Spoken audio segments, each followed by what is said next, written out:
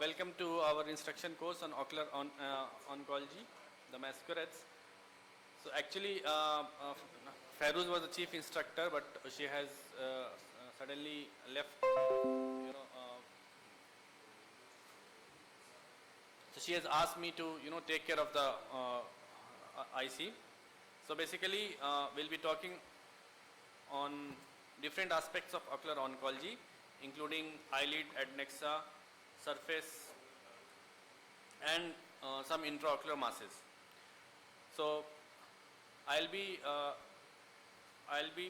presenting upon eyelid and periocular lesions, spot diagnosis. Then we have Dr. Mritika Sen. She'll be speaking upon ocular surface lesions. Dr. Seema, she's having another IC at the same time in another hall. So she'll finish there and come and speak on proptosis, neoplastic or inflammatory disease. And then Dr. Honavar, unfortunately he won't be available. So Dr. Mritika will be talking in place of her, simulating intraocular masses. So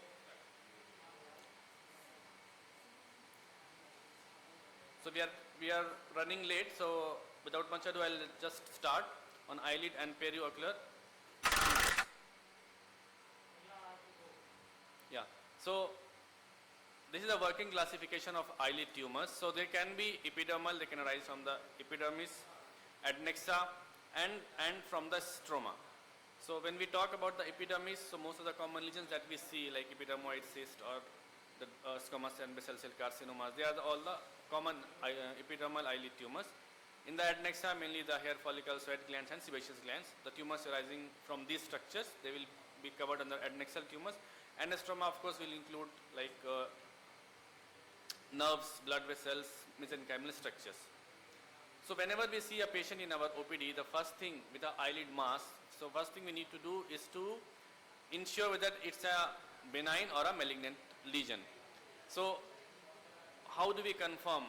Like cursorily in our OPD, there with the patient who has presented to us with a mass, the lesion is either benign or malignant. First of all, the history. So in a case of benign lesion, the history will be quite long. The lesion can be there for say 5 years, 10 years, or like maybe 6 months, has been there. Patient hasn't noticed any change. While in the history in a malignant lesion will be quite rapid. It can be like there was a mass which has rapidly increased over the past few weeks or months, or a sudden growing mass which the patient has noticed over the past few weeks or months. So if you see these two pictures, you see this quite large mass sitting over the upper eyelid. So though it looks ugly, but then if you see, it's like quite uniform, and the overlying skin, it's not adherent to the underlying structures. You don't see any ulcerations. While on the contrary, when you see this mass arising from the lower eyelid, see it's irregular, it's adherent to the underlying conjunctiva and tarsus, and then sometimes these malignant masses, they bleed on touch also. You see now this patient who's presented with chronic history of unilateral blepharitis. So unilateral blepharitis, it's a red sign, because blepharitis generally it's a bilateral condition. So what do you see here? You see a patchy, leukoplakic like lesion along the eyelid margin. Then when you notice closely, you see that the eyelashes are quite sparse in the upper lid. So there are practically no lashes in this region. And then in some of the cases, you also notice distortion in the eyelid margin. And then you see that the meibomian orifices are quite effaced. So this is not a normal case of blepharitis. So sebaceous gland carcinoma can sometimes masquerade like a blepharitis. So this is how you differentiate a benign condition from a malignant eyelid lesion. So now there are a variety of benign eyelid tumors. So most of these tumors, when you look at them, they will look almost similar, and they are called unt minis. Like when we go to a party or a function, we have a lot of unts, and if you don't pay attention, most of them they look like similar to us. So but when you pay attention, you can very well differentiate them, like this is a lesion of a sessile squamous papilloma. Another similar looking lesion, but yes, it's a button-like appearance. It's a case of actinic keratosis. Now you see typical lesion, it's a keratin horn. So when you see a horn, the lesion lies in the base of the horn, from where that keratin secretion, and it pops out like a horn. So whenever you're excising a horn, you have to, you just don't excise it at the base, you have to go inside the base and dissect it out. Now another similar looking lesion, you see central ulceration, which is typical of keratoacanthoma. This is the most common tumor that we routinely see in our OPD. It's a epidermoid cyst. Yeah, so this is giant congenital nevus, typical kissing nevus, where the lesion is symmetrical on both the upper lid and the lower lid. It appears in the intrauterine period, and when the lids separate, the lesions, they go symmetrically over the upper and the lower eyelid. This is a typical case of dermal nevus, mass with hair protruding out from it. Now another benign eyelid tumor, a cystic lesion, transillumination, positive, and sitting at the corners or the canthi of the eye. It's a case of hydrocystoma, ecrine hydrocystoma. So ecrine hydrocystoma, they are at the corners of the eye, whereas another similar looking lesion, which is apocrine hydrocystoma, they arise from the eyelid margin. So you see both are looking similar, but then there are some features which will differentiate them. So you can make the histopathological diagnosis in your OPD.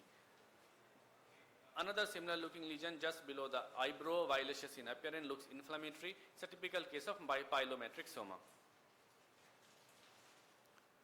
Very common capillary hemangioma, similar looking lesion, but it's a case of port wine stain. So when you see a case of port wine stain, you need to rule out glaucoma in these cases because they can be associated with Sturge-Weber syndrome. It's a case of eyelid lymphangioma in a child. And the most common acquired vascular lesion, it's a case of pyogenic granuloma. So pyogenic granuloma is actually, it's a misnomer because it's neither pyogenic nor granulomatous lesion. It arises generally after trauma or some long-standing lesions like a chalazion which has burst on its own. So that gives rise to a pyogenic granuloma.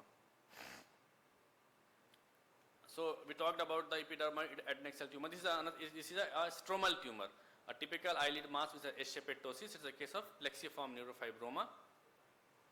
Then a histiocytic tumor at the upper lid. It's a case of xanthelasma.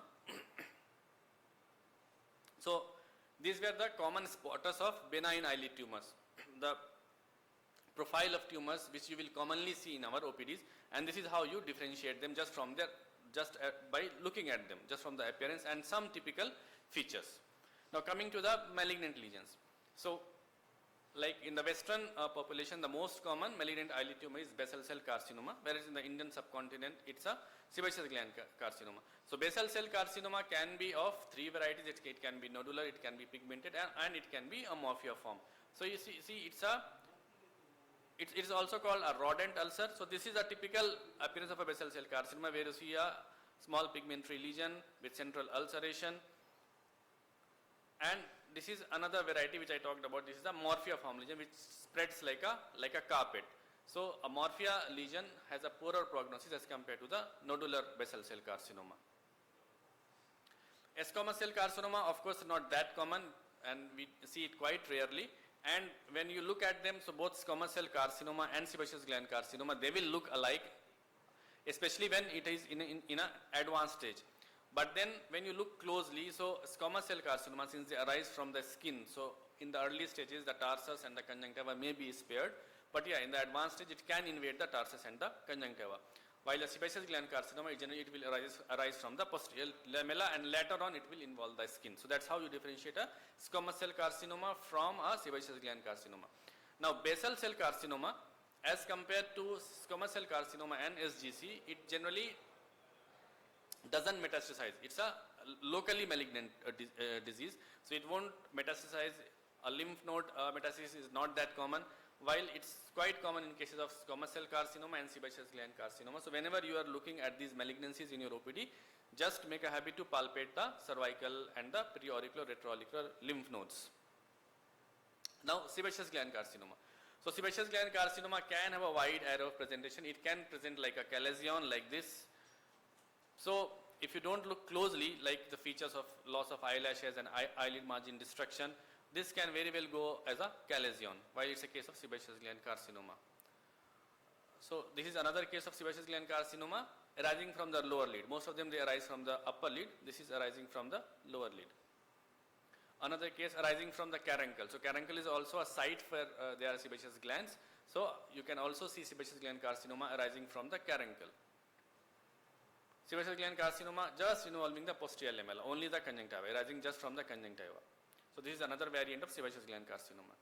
And this one, which is quite commonly misdiagnosed as a blepharitis, here you see inflammatory telangiectatic vessels here and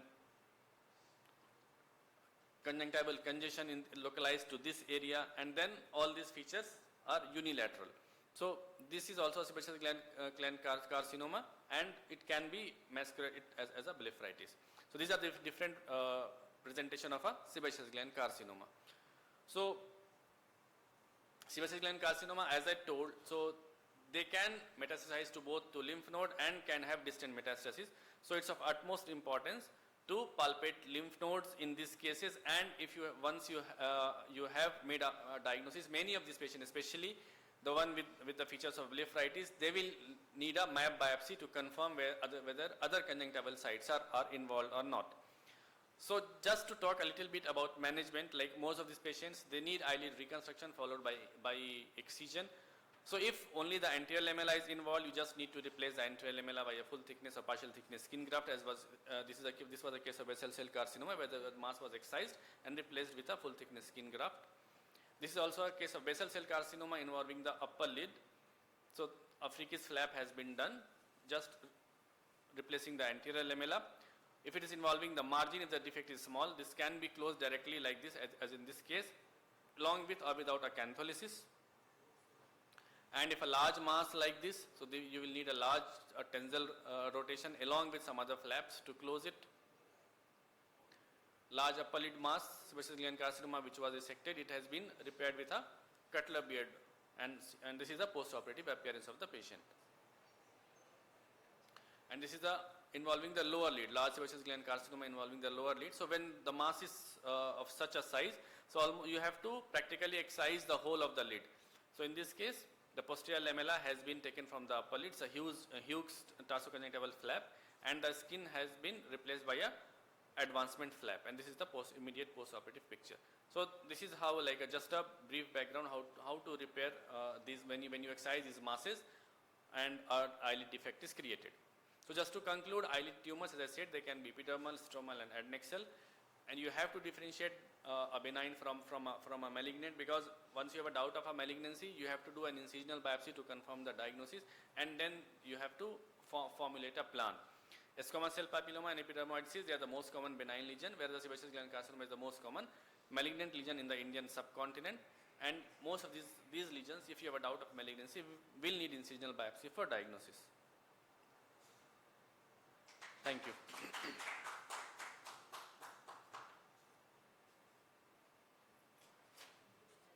Ocular surface tumors. So these can be either the same or the sinister. So I'll be taking you through some of the masquerades. Conjunctival tumors are noticed relatively early by both the patients as well as the doctor, because it's staring right on your face. But despite that, there are cases where early diagnosis is not done or an appropriate diagnosis is not done, in which case the recurrence rate of such lesions following treatment can be as high as 20 to 40%. However, with an early diagnosis and appropriate management, we can bring it down to less than 2%. So what are the principles that we should follow whenever we have an ocular surface lesion? First and foremost, the diagnosis. That is what I'll be taking you through in this presentation, to identify certain basic clinical features that will help us clinch the diagnosis, to determine the clinical extent, and therefore initiate the therapy, which can be in the form of a neoadjuvant therapy, surgery with margin and base clearance, and of course pathology and adjuvant therapy as required. So this is a basic classification of ocular surface tumors. Now this is a child, and this is one of the most common lesions that we see. This is a limbal dermoid. It is a form of a choristoma. It has keratinization on the surface, and you can see fine hair, sometimes very obvious one, arising from it. It has some amount of thickness and it straddles the limbus, but the involvement of the cornea and the epibulbar surface can vary. Usually this kind of a lesion or any benign lesion will have a well demarcated anterior border. The most common location for this is the inferotemporal location. This, a lot of times patients can present with a picture like this, and it can be confused with common things like either a scleritis or an episcleritis. But when I show you the next set of pictures, probably the diagnosis will become clearer. So this is a case of nevus sebaceous, and this just shows that we have to look beyond the eye in patients. There are patches of alopecia, then the skin lesion, which is the nevus sebaceous. These help us clinch the diagnosis in the OPD itself. And why is that important? Because the skin lesion can give rise to a lot of multiple tumors, the list of which is here. And other than that, these patients can also have certain systemic features, including parietal skeletal bone defects, seizures, developmental delay, and microcephaly. Okay, so basically this was a slide where I would ask you to identify the different types of lesions, but I'll just go ahead with the description of it. So the first one is actually a very common thing that we see, that's pterygium. Number 2 is a pinguiculi. 3 and 4 are ocular surface squamous neoplasia. 5 is a conjunctival papilloma, and the 6th one is actinic keratosis. So papilloma, this has a central vessel and radiating small vessels from it. Most of the time it has a pedicle, but rarely it can also be sessile. Pinguicula is a degeneration following UV radiation exposure. It's localized, generally it is bilateral, and it develops near the limbus.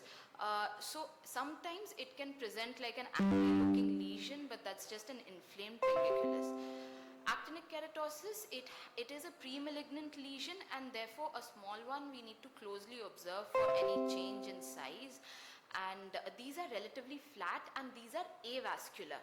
Now why am I explaining these to you? Because it's very important to differentiate it from an ocular surface squamous neoplasia. So what are the important things that we look at in OSSN? This is usually nodular. It can also be gelatinous, and it is sessile. There is keratin on the surface, there are feeder vessels, and it also has additionally intrinsic vascularity, plus it stains with rose bengal. So these are the typical features, and a combination of these things can help us diagnose it quickly, because less than one third of the OSSNs are actually diagnosed correctly in the OPD. So presence of keratin has 80% sensitivity and 92% specificity. This, along with vascular abnormality, the sensitivity increases to 93%, and finally along with rose bengal staining, the specificity and sensitivity is as high as 98%. So this is the entire spectrum of OSSN. It can be small, just conjunctival intraepithelial neoplasia. When it breaches the basement membrane and involves the stroma, then it is known as invasive squamous cell carcinoma. So it can be small and localized, or it can be large lesions with involvement of the sclera. Coming to the melanocytic lesions of the conjunctiva, all of these are conjunctival nevi. So they can have a varied presentation. So what are the typical features of a nevi? These are located in the interpalpebral area. They have variable pigmentation, and there is generally no corneal epithelial invasion or episcleral fixation. Feeder vessels can be there, but there is generally no intrinsic vascularity. And cysts are a characteristic feature of this lesion, and it's present in about 65% clinically. Sometimes what is not evident clinically on ASOCT, these will become more evident. These can also be amelanotic, and with age the pigmentation can increase. The risk of these transforming into melanoma is 1 in 300, but in Asian population it has been found, the risk is found to be higher. This is very common in our population. We see this relatively routinely in our clinic. So racial melanosis will be bilateral, it will be symmetrical, and it is related to sun exposure and chronic irritation. It has a cobblestone kind of appearance with fine pigmentation sometimes in the peripheral cornea, the lid margin or the caruncle. Fornix can sometimes be involved, but involvement of the tarsal conjunctiva is rare.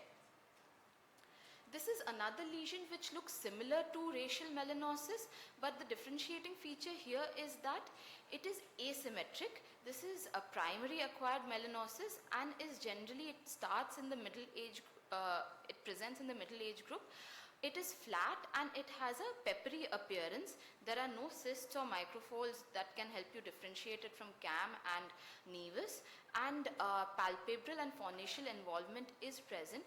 This predisposes to melanoma, but it depends on the presence of atypia, which is a histopathological diagnosis. But there are certain features that can indicate or give an idea whether it has malignant potential or not. Size is one of the features, thickness, and of course atypia on histopathology. Involvement of the fornix and the caruncle are other risk factors. Whenever you have a patient with PAM, it's important to evaluate the entire ocular surface, because it can harbor nodularity in certain areas, which can be the early case of a conjunctival melanoma. So the risk of development of melanoma without atypia is 0%, but with atypia it increases to 13%. And as I already mentioned, these are the risk factors for it. The new terminology is conjunctival melanocytic intraepithelial neoplasia, and it is a scoring system based on the horizontal spread, the vertical spread, and the melanocytic atypia.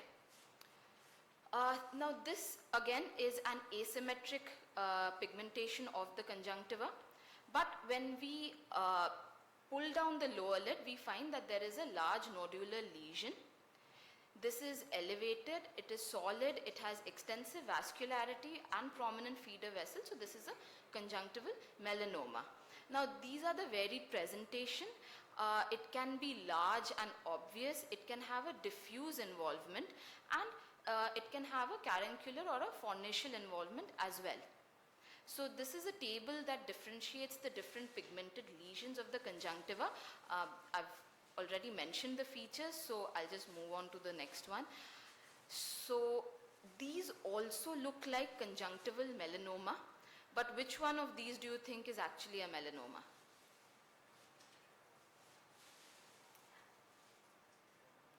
This one. Okay, anyway, so the first one is actually extraocular extension of a ciliary body melanoma. The third one, which looks like a melanoma, is extraocular extension of a melanocytoma. The fourth one is a pigmented OSSN, and this is complexion associated melanosis. This is a nevus, this is rather typical. In fact, number 2 is a melanoma. Recurrent cases of melanoma are often amelanotic. This is another pigmented ocular surface lesion. This is actually scleral pigmentation, and it's a case of nevus of Ota. It is ocular cutaneous melanocytosis. These patients can also have hairline pigmentation or palatal pigmentation, and it's important to do a dilated fundus evaluation because they have choroidal melanocytosis and can also develop uveal melanoma. So presence of palatal pigmentation puts them at a higher risk of development of esophageal melanocytosis or melanoma. Similarly, for hairline pigmentation, that increases the risk of meningeal involvement. As I showed you in the picture, these are all cases of pigmented OSSN. So while they can resemble a melanoma, certain typical features are still present, like the presence of keratin, rose Bengal staining, feeder vessels, as well as intrinsic vascularity. So sometimes these are confusing lesions. So that is where a pathological diagnosis is important. This again looks like a melanoma, but this is just a staphyloma. And this, as I showed you, is an extraocular extension for melanocytoma. This is a very, very dark lesion. Extraocular extension is rare, but this is generally present in the iris or involves the uveal tissue. But in this case, like in this child, the eye was enucleated as a suspected case of melanoma. This is again a ciliary body melanoma, so it's important to do an anterior segment evaluation as well as UBM and ultrasound. Okay, so coming to the red lesions of the conjunctiva. Now again, these all look similar, but all of them are different. The first one is actually the histopathology turned out to be just granulation tissue in a child with a lot of inflammation and VKC. This is a cavernous hemangioma of the conjunctiva. The caruncular lesion was an amyloidosis, and this was a pyogenic granuloma. This red angry looking lesion is a case of Kaposi sarcoma, and this one is a case of conjunctival lymphoma. So just to take you through some of the important ones, Kaposi sarcoma is seen in young patients, immunocompromised patients, typically those with retroviral disease, and these are rapidly growing within days to weeks.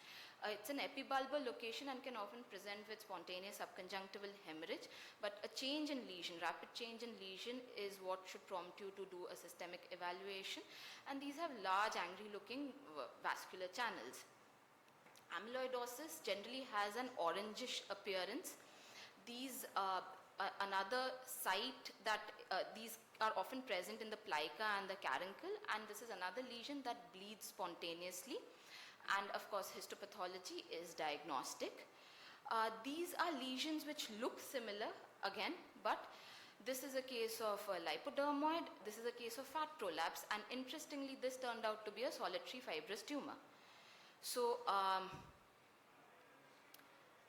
coming to the lymphoproliferative lesions, these are all lymphoproliferative lesions, but the diagnosis of a benign reactive lymphoid hyperplasia and an atypical lymphoid hyperplasia or a lymphoma cannot be done clinically, because clinically they all appear similar, salmon colored fleshy lesions, but the diagnosis is histopathological. So these are not very vascular, but they can have a marching kind of progressive. So even a BRLH can, with recurrence, become a lymphoma. So thank you very much.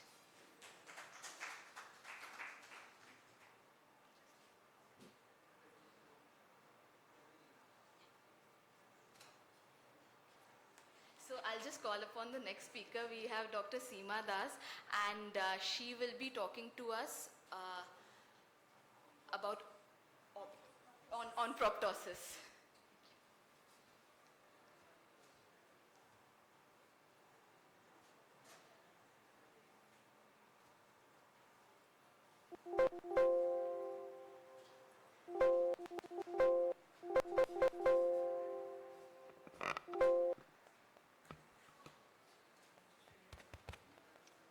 So good afternoon, everyone.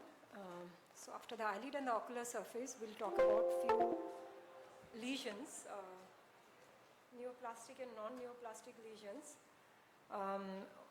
So all proptosis is not because of an orbital mass which is neoplastic. There can be other etiology also, and sometimes other tumor itself can present as a non-neoplastic clinical presentation, especially as inflammatory or other benign looking conditions. So it's important to identify those cardinal signs and to be aware when we should be more aggressive in working of the patient to rule out a malignancy. So it's a very case-based sort of discussion, and we'll look at few case scenarios. What happened?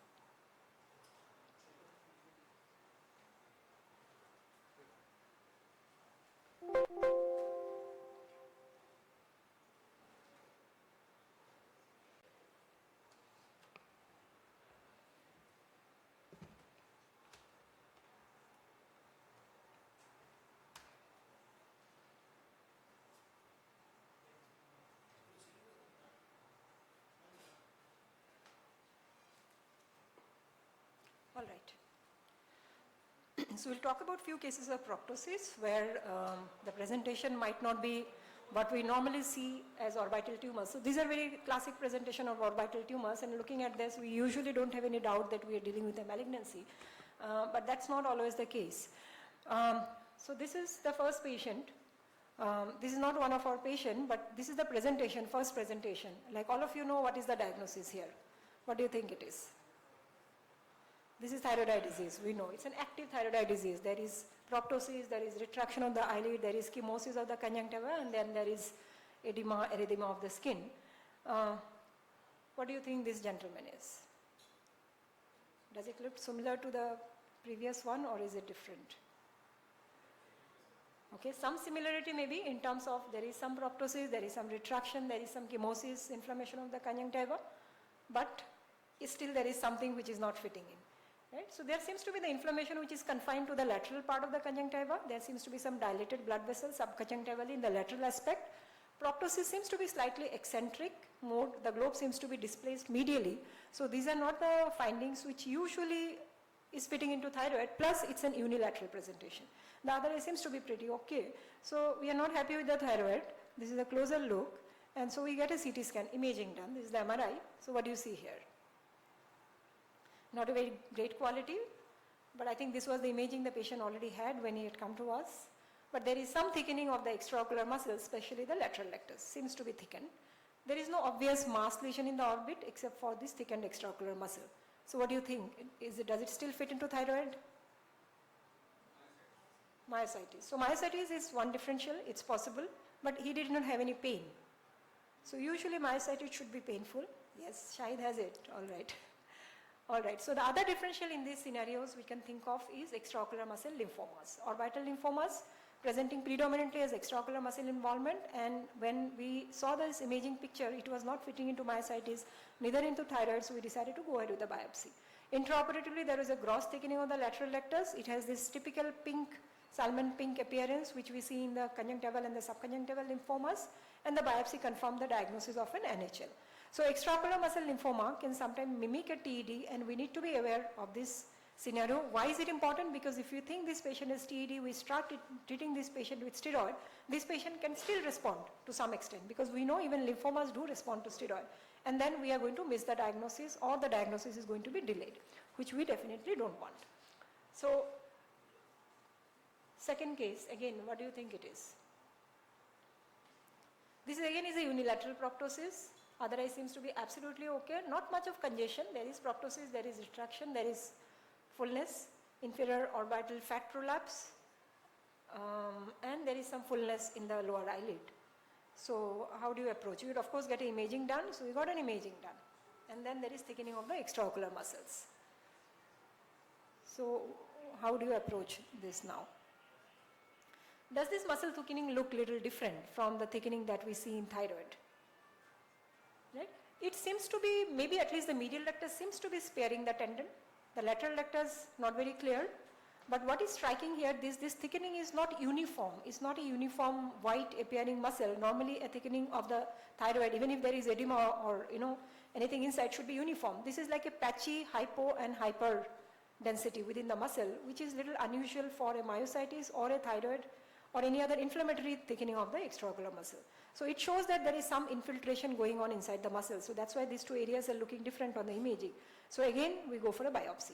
We went for a biopsy. This is the coronal view, again showing that there is some lucent area within the muscle itself, bordering the more hyperdense area, which we normally, or the isodense area, which we normally see. So lucent deposits on imaging can be METS1, anything else which is lucent. Amyloid, fat is lucent. Yeah, so but fat is not going to have some patchy deposits. Anything which is like fat, which can have patchy deposits, myxoid element, right? So since the proptosis was acute, couple of months of history, progressing, so it pointed more towards something, not a benign thing. So we did a muscle biopsy, and the diagnosis of, Dr. Dipankar is here, he knows the diagnosis, all right. So this was a liposarcoma, lipoblaster there. So liposarcomas can present with isolated extraocular muscle thickening. There are reports in the literature. Typical radiological imaging of liposarcoma is this lucency. Lucent areas wherever the lesion is, and is pretty much, is going to give you a clue that you might be dealing with a lesion like this. And the liposarcoma, if it is in a lesion area where it is visible or palpable, that soft myxoid appearance, especially conjunctiva, eyelid, is again going to be a clue for the diagnosis. So these are not chemosensitive tumor, neither radiosensitive. The treatment remains exenteration, and this patient eventually underwent exenteration. So muscle thickening myositis with inflammation rarely can be a presenting features of orbital malignancy, and we need to be aware when to label them as inflammatory thickening of the muscle and non-inflammatory thickening or a neoplastic. So these are the subtle clues which might help us. What about dacroadenitis? What is your diagnosis? Short history, 1 week, first lady, ptosis, acute onset, painful, swelling of the lacrimal gland is there, some inflammation of the conjunctiva. Second is more chronic, but again there is some ptosis. So these, both of them were dacroadenitis. One was an acute one because she responded to steroid, and the second one was more of a chronic dacroadenitis. The second one was biopsy proven to rule out any other etiology, but eventually both were dacroadenitis with enlargement of the lacrimal gland. So these are inflammatory lesions. So similar patient, she's a young lady, middle-aged. She comes with history of this swelling of the eyelid. There is an S-shaped deformity of the eyelid, what we see commonly in dacroadenitis. There is inflammation, eyelid inflammation, and this is a closer look. There is an inflammation of the eyelid, and her imaging did show an enlargement of the lacrimal gland. So what should be the next investigation here you would like to do in the clinic? We would like to probably look for the function of the gland, so we are going to look at the Shermers. She had a preserved Shermers. Her Shermers values are absolutely normal. She did not have any pain, which was again not fitting into dacroadenitis. Acute dacroadenitis without any pain, without any decrease in the Shermers value is very unusual. So of course then we don't label them as dacroadenitis. And if we look at this erythema of the eyelid, especially the second picture, it's a very localized punched out area of erythema, which is again little unusual for dacroadenitis, which is going to be more generalized. The rest of the skin above the area of the erythema seems to be pretty much normal. There is not even edema in that area. So it again tilted the diagnosis more in favor of something non-inflammatory, maybe a neoplastic. So we decided. There were some, I think this was the contrast MRI. There is contrast enhancements. I don't think there were any calcifications. So the next thing you do in those situations where we are not sure that it's an inflammatory thing is we do a biopsy. We did a biopsy and this turned out to be a lymphoma again. So lacrimal gland lymphoma can present as a cellulitis picture, not very common, but sometimes the picture can be like a preseptal cellulitis, but without any pain, preserved Shermers value is going to ring a bell that we could be dealing with something else. So this was a picture. She was started on chemo, and I think post 6 cycles of chemo, she in fact had bone marrow involvement also, systemic lymphoma on evaluation, was treated on chemo, and she's as of now is under remission and doing pretty okay. So dacroadenitis sometimes can be a pattern of presentation of orbital malignancies, and we need to know the red flag signs when to not label them as dacroadenitis. Another gentleman, though there is no sign of inflammation, bilateral lacrimal gland enlargement, which was again not fitting, his Shermers was preserved, did a biopsy, this turned out to be a plasmacytoma, and in fact he had involvement of the sinuses and the pretty extensive involvement, generalized involvement on systemic workup. And so if dacroadenitis is not fitting in, go for a biopsy and then confirm the diagnosis before you start treating them. Mithika, just let me know when to stop. Yeah. So this one was again a young girl. She had a lacrimal gland enlargement, about 7 months history I think when she had come. We thought it could be a lacrimal gland tumor because in this age group we think of adenoid cystic carcinoma. Again the Shermers were okay, ocular movements were not very much restricted. There are no signs of inflammation. But again, adenoid cystic we know can have peak, can have young age of onset also, but there are no bony erosion or other signs which are usually seen in the adenoid cystic carcinoma. So again, it was not fitting in. We decided to go ahead with the biopsy, and to our surprise, it turned out to be a granulocytic sarcoma, which is basically a leukemia, acute leukemia, and the initial presentation here was like a lacrimal gland mass. Little unusual, but eventually then subsequently when we did the peripheral smear, we did not do the peripheral smear because we never thought of lymphoma, leukemia for this patient. There were blasts even in the peripheral smear. So proptosis with an orbital mass in a child, we have to be very, very careful. A malignancy is more likely, and sometimes leukemias can present. These are very, gross presentation. Here we are very sure. We don't have any doubt that we are dealing with a malignancy. Signs of inflammation, hemorrhage is there. Fundus is showing, it's almost diagnostic. A peripheral smear might just give us a diagnostic, and the involvement is bilateral. So these are leukemias, acute leukemias, you don't have to do any intervention in the orbit in these cases. All you have to do is to refer the patient to a pediatric oncologist, take care of the systemic disease, the orbital part will be taken care of. We don't have to try and go and debulk this lesion or do biopsy. Sometimes just a peripheral smear is enough to give you the diagnosis. Another presentation of leukemia as a sino-orbital mass. Initially we thought it is a fungal sinusitis because sino-orbital mass like this with some amount of bony erosion, fungal remains the first differential, but again to our surprise, it turned out to be a granulocytic sarcoma, and subsequently she did develop blast cell in the peripheral smear, though in the initial presentation she did not have. So sino-orbital mass in children, again fungus is little less likely. We need to think of these possibilities also, at least do a peripheral smear to rule out these sino-orbital masses. Should I continue or is it done? No. We have time? Yes. We have? Okay. So this was another child where there was an acute leukemia which was presenting as a conjunctival chemosis. This was diagnosed as a conjunctival chemosis, treated symptomatically, but what is striking here is why should a child with a viral conjunctivitis have unilateral presentation? Everything else is okay, there is no discharge, there is no matting of the eyelashes, otherwise absolutely normal, which should ring the bell. So though it's a chemosis, inflammation of the conjunctiva, this was more of what we call as a solid chemosis. Means that if you try to reduce this chemosis with a cotton tip applicator, it will be solid. It will not be like the chemosed conjunctiva which you can just depress. That will not be possible. So this is classically called as solid chemosis, which can be presentation of an acute leukemic deposits. This child had acute, I think, lymphoblastic leukemia, ALL basically, and she again had on systemic workup, has systemic involvement also. So conjunctival callosis, specifically a solid chemosis, could be manifestation of an acute leukemia, especially if it's a child, and we need to accordingly work up this patient. If needed, do a biopsy. Retinoblastoma, we are all aware of. A major chunk, almost about 10 to 15% of this patient, maybe more, can present with tumor necrosis and a sterile orbital inflammation. So any child presenting with an orbital cellulitis picture, please try to look at the pupil. If the pupil is showing, if it is not the globe is not okay, if there is any membrane in the pupil, any white glow in the pupil, anything in the pupil or in the anterior chamber, please get a B scan done to rule out any intraocular mass. So retinoblastoma, if it's an advanced tumor, can present with inflammation because of the necrosis of the tumor. And that's not a very uncommon presentation in our setup. Other tumors like rhabdomyosarcoma can rarely present with chemosis and inflammation. This is the last one, I think. And again, the CT is going to give us a diagnosis and the biopsy is going to confirm it, and we have good treatment protocol for rhabdomyosarcoma. We don't have to go for aggressive surgical excision or an exenteration. Sometimes even surgery is not even required for this patient. Just chemo and radiation is enough, and we have good survival rate if we are able to pick those up at an early stage. This is the last patient. Since we are talking about rhabdomyosarcoma, I just saw this patient last week. This child at presentation, right now this kid is 7 months old. And when this kid was 6 months old, 3 months old, this was the proptosis. This swelling the parents have noted 1 or 2 months after birth, progressively increasing, bluish vascular looking sort of swelling. They had taken a consult at 3 months. Somebody thought it was in capillary hemangioma.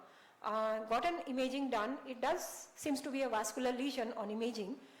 So the plan was to do a surgical excision.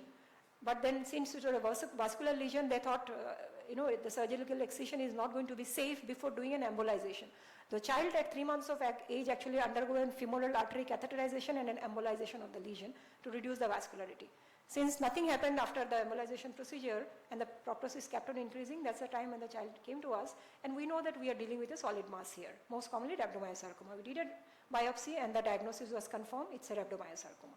So again, these are the presentation, though capillary hemangioma, especially the orbital involvement in a child, can sometimes present like this. This lesion is going to be soft, will be present since early childhood, is not going to be very rapidly progressing, and when you palpate, they are not going to be firm, like an solid lesion. And imaging is going to give you the diagnosis most of the time. In capillary hemangioma, these are capillaries, which are very high flow vascular channels, and what you tend to see in the MRI are the flow voids, not the contrast enhancement which we see. The flow voids tells us that we are dealing with an hemangioma, unlike the situation here. So I think I will stop here. Okay.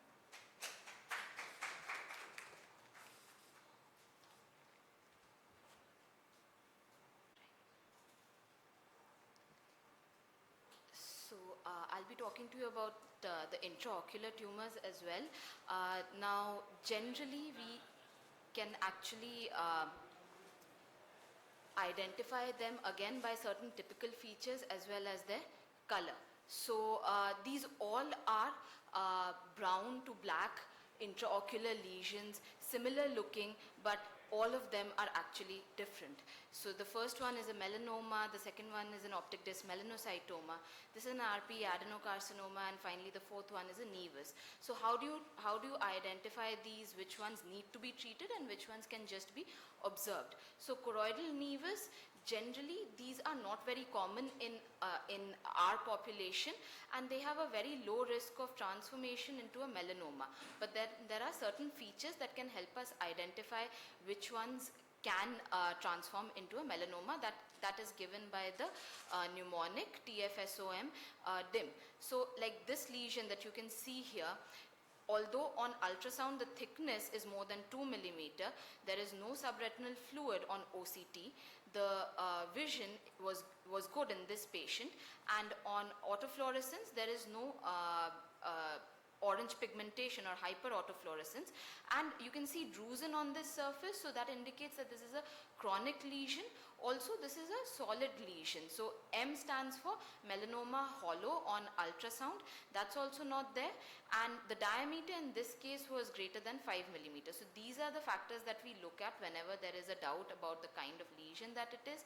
In this case there were only 2 of them which were positive, so this you can observe, but if there is any doubt, call them for a early follow-up. On the other hand, when we look at this lesion, the thickness is about 2 millimeter. There is subretinal fluid. Visual acuity was normal in this case, but you can see the hyperautofluorescence, that is the lipofuscin deposits, and this lesion is hollow, acoustically hollow on ultrasound. The size in this case was not greater than 5 millimeter. So it's a combination of these factors which help us identify, especially this is indicated in case of small lesions, not for obvious large melanomas. So these 2 lesions, they appear similar at first glance. When we look at the lesion on the right side, it's flat, it's small, there are no orange pigments, and these drusens are again a sign of chronicity. So we can safely observe this tumor. On the other hand, look at this, there's some amount of nodularity here, there are orange pigments, so this is something that requires treatment. This is just to show that all parts of the melanoma need not be pigmented. This nodular portion is slightly apigmented, while the relatively flatter area is pigmented. Again, its presence of 4 or more features increases the risk of almost 50% for the lesion to become a melanoma. These are all melanomas, but they can have different types of presentation. They can be small, and that is where the criteria of TFSOM comes into play. This is the most typical kind of presentation, but there's SRF, there can be overlying retinal or vitreous hemorrhage, and it can have a ciliary body component as well. Again, this is partly amelanotic with a melanotic component, or it can be completely amelanotic. When you have a mushroom-shaped or a collar button appearance, that is a break in the Bruch's membrane, it's often associated with vitreous hemorrhage. Important thing here is that the base is usually larger than the intraocular component that we see, so we have to treat the entire area that is determined on the ultrasound. Now these appear like sometimes at first glance you may diagnose these as melanomas, but these are benign lesions. These are a type of nevus. These are melanocytoma of the optic disc. These are dark brown, sometimes have feathery edges, and very low rate of transformation into a melanoma. So you can just observe them, but they do present with field defects, and they have RAPD and rarely central retinal artery occlusion. Here we all know this is a case of capillary hemangioblastoma, and here you have 2 dilated tortuous vessels, that's the feeder artery and the draining vein. Sometimes, like the sentinel vessels on the epibulbar surface or the conjunctiva, you can have these tortuous vessels even in the fundus. It's important to look at the periphery, indent and look. Even in cases of melanoma, the draining vein can often become dilated and tortuous. So that's an indication that there may be a lesion in the periphery. Melanoma can also present as a diffuse lesion with little thickness, but these are highly aggressive lesions with extrascleral extension and poor prognosis in terms of metastasis. This is again, as I had shown in the earlier presentation, oculocutaneous melanocytosis, and these can also harbor small uveal melanoma. Now this is a case of bilateral pigmentation. I'm sorry, tell me to stop if I need to. I think we are exceeding our time that was given to us. The next, is there anything, I can continue? Okay. So this is bilateral patchy diffuse pigmentation, and I think the diagnosis will become clearer when we look at the other pictures of this patient. So this is bilateral diffuse uveal melanocytic proliferation. It's a paraneoplastic condition, and the key features here are multifocal pigmented lesions. It's, as the name suggests, bilateral. There can be shallow subretinal fluid. The lipofuscin deposit, again on hyperautofluorescence, shows the characteristic giraffe skin appearance or a patchy hyperautofluorescence. And there is diffuse thickening of the uveal tract on ultrasound. There can be exudative retinal detachment, and often these patients have rapidly progressive cataracts. So in males, the most common primary associated with this is lung cancer, and in females, often urogynecological malignancies. They can also have mucocutaneous pigmentation, so it's important to look at the patient overall, and if there is such pigmentation, do a good fundus evaluation. Now this we all know is chirpy, and these are multiple. This is the bear paw appearance, and this is the polar bear appearance, but really that is not something that we are worried about. Chirpy are benign lesions, but this is what we need to be worried about. This is something known as RP hematomas that are associated with familial adenomatous polyposis. Sometimes it's important to call them by this name rather than chirpy, because otherwise every patient of chirpy will be sent for systemic evaluation. What is different about this is that these are seen in about 70% of the patients with FAP, and these are multiple and they're often bilateral. They don't have any sectoral distribution, unlike a multifocal chirpy. And these often have a fishtail or a comma or a comet-shaped tail. Gardner syndrome is a component of FAP. Now, this also resembles a melanoma, but this is a retinal lesion, and this can rarely, RP adenocarcinomas can arise from chirpy. How do we differentiate it? Firstly, this is very black. It has a charcoal black appearance and lot of exudation, which is unlike that seen in melanoma. Also on ultrasound, these lesions will be acoustically solid. Metastasis is very rare, so you can treat them locally with plaque. Coming to the dirty yellow lesions, again, these have a similar appearance, but I'll tell you that these are all different lesions. This is a choroidal lymphoma. This was a case of metastasis. These two are metastasis, and this was a case of choroidal granuloma. So metastasis is the most common intraocular tumor in adults. Commonly, it has a dirty yellow appearance, but depending on the primary, it can be orange or brown or black. And these are also echodense. The amount of SRF again varies with the nature of the primary. Metastasis from breast may have little SRF, but something from a GI carcinoma can have a lot of SRF.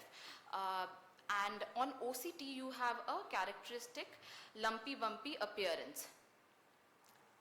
Okay. Now, these are all metastases. As you can see from these pictures, metastasis is often multifocal, and many a times they can be bilateral. This is a metastasis from lung carcinoma, black from cutaneous melanoma, and this is from a carcinoid tumor. So orange metastasis can be from carcinoid, papillary carcinoma of the thyroid, and renal cell carcinoma. However, metastasis can have all types of presentation. So this is like an amelanotic metastasis from a renal cell carcinoma. Coming to choroidal lymphoma, just the diagnostic features, these can be yellow or orange red, and they are well defined but diffuse. On OCT, what is described is this undulating surface or the seasick appearance. what we need to be aware of that choroidal lymphoma is associated with visceral lymphoma. Systemic evaluation is important. On the other hand, vitreoretinal lymphoma can present with just a vitreous haze or clumps of cells and clouds, or they can have subretinal RP deposit. Again, lumpy bumpy here. With on OCT you have discrete hyperreflective deposits in the sub-RP space. These are associated with CNS lymphoma. Coming to the white lesions of the retina, of course, what we need to diagnose here is retinoblastoma. The others are simulators, or they also present with leukocoria. So these are all the varied presentation of retinoblastoma. Important thing is a mass that is present. The vessels, they are tortuous and they are dipping into the tumor, feeding the tumor.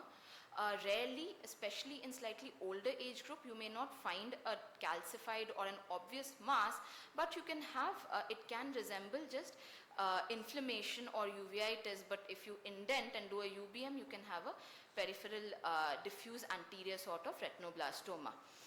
Again, these are all masquerades. The first one is a case of ciliary body medulloepithelioma.